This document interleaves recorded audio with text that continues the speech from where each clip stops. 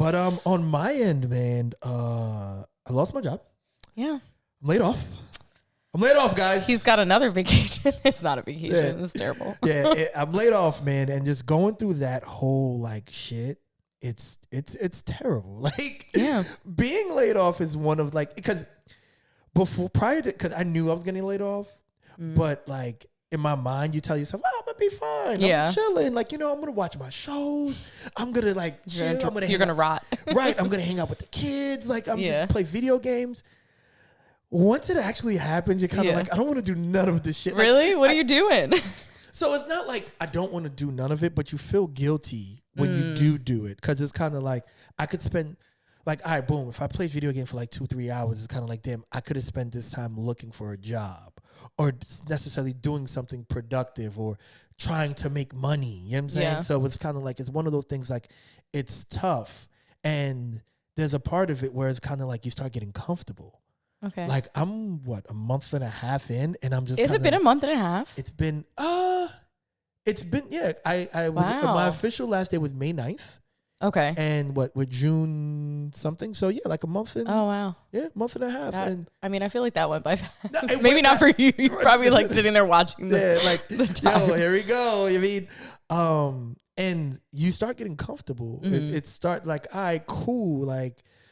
I can do whatever I want when I want. Like, I don't really have any plans per se. I'm just going about my day, and it gets pretty tough because it's kind of like you do this whole shit on Indeed and LinkedIn and all that, and like not even like you apply for this and you meet all the criteria. Your fucking resume lines up with things to a T.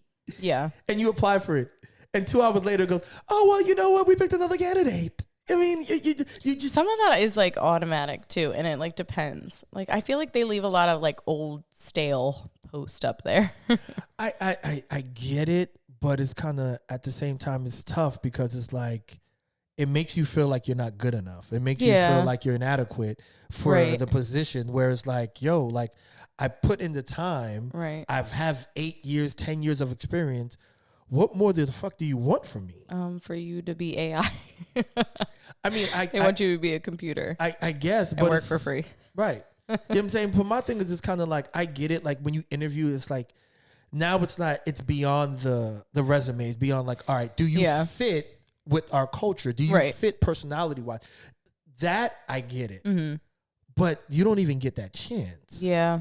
And I think that's the tough part for me is it's kind of like, damn, you didn't even give me a chance. Yeah. To show that I can do this. I can shine. I think like moving forward, trying to kind of change the way that you've looked for jobs is definitely going to be important because how heavily businesses are relying on AI to kind of filter candidates for them. So like I can see like the upside of it, but there's also this negative component where it kind of takes out the human piece of it because like you're essentially looking for a robot, a robotic answer. And the only person who's going to be able to give you that robotic answer for you to like really want that candidate is somebody who goes onto an AI website and says like, okay, this is the description, build exactly what I need to get a call. Right. And that's not always going to be your best candidate. That's just somebody who is, utilizing a free tool because there's so many free AI things out there. Absolutely. I couldn't agree more.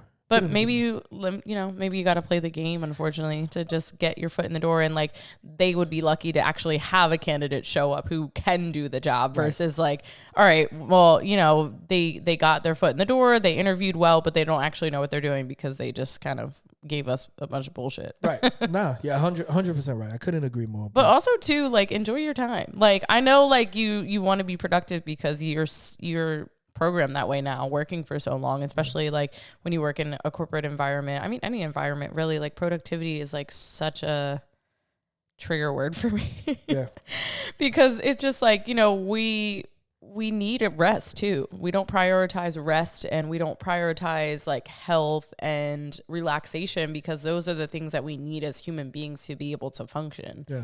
And like, with productivity, it's great for the business, but like it's hard to be like a human. So I think like rest is important, and this is like, not something you ask for. So like definitely take the time to like try to not feel guilty it's not your fault that you're in this position. So like, don't feel guilty about it. Do what you can with your times, you know, block out some time to like look for jobs, but then the rest of your day, like live your life.